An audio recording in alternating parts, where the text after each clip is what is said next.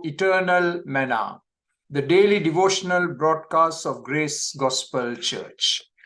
We are looking at Philippians chapter 4 and verse 15.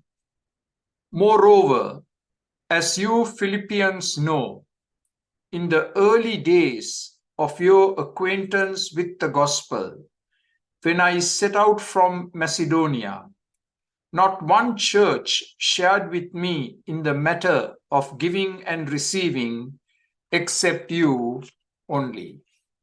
You can detect a note of sadness in that verse as the apostle informs the Philippian church that they were the only church who stood with him in the ministry of the gospel.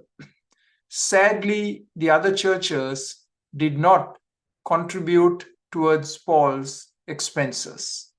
And we spent a whole session trying to figure out why the other churches did not give. Now, the only church that had shared financially with Paul in his pressing circumstances, and they did it in spite of their own poverty, and that was the Philippian church. And Paul goes all the way back 10 years when the Philippian church was founded. From Paul's first acquaintance with the church, they were very faithful in supporting the Apostle Paul and gospel ministry. Paul says that when he set out from Macedonia, he moved from Athens to Corinth, and Paul was joined there by Silvanus and Timothy, and they brought to Paul the contribution from the Philippian church. You can read of this in Acts 18:5 and 2 Corinthians chapter 11, verse 9. Now, these gifts were not enough, and so Paul had to work in Thessalonica with his own hands to provide for his needs. I'm going to read to you from 2 Thessalonians chapter 3, verses 7 to 9. And this is what we call the principle of tent making. You do a secular job, and at the same time, you do gospel ministry. And more, I believe today, that's what God's people are called to do, to be involved in some work where they can earn a living, and then in the spare time to be able to do gospel work. 2 Thessalonians chapter 3, verses 7 to 9. For you yourselves know how you ought to follow our example. We were not idle when we were with you, nor did we eat anyone's food without paying for it.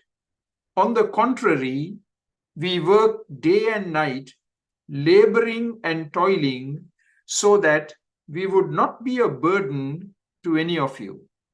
We did this not because we do not have the right to such help, but in order to make ourselves a model for you to follow.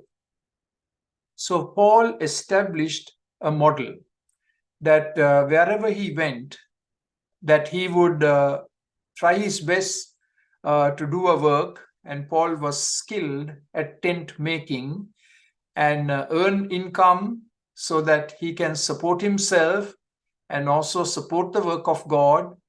And but in the time that was spare time, as we can call it, that's when Paul fully dedicated himself to gospel ministry. So we need to ask ourselves the question personally and corporately, how can we best help the work of God to progress? And the work of God cannot progress without money. That's a given. And how can I contribute? And how can I encourage those who are on the field so that they can do what God has called them to do without having the stress and the burden to take care of their daily needs, wondering where the next contribution is going to come from. And to some, definitely, God will call them to a tent making ministry. In fact, there are many parts of the world where you cannot go as a missionary. You can only go as a tent maker.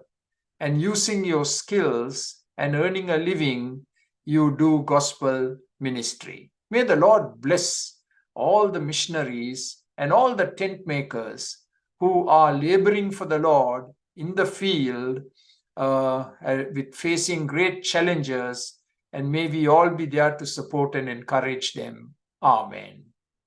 For more videos like this, please subscribe to our YouTube channel, Grace Gospel English Church Toronto. Thank you.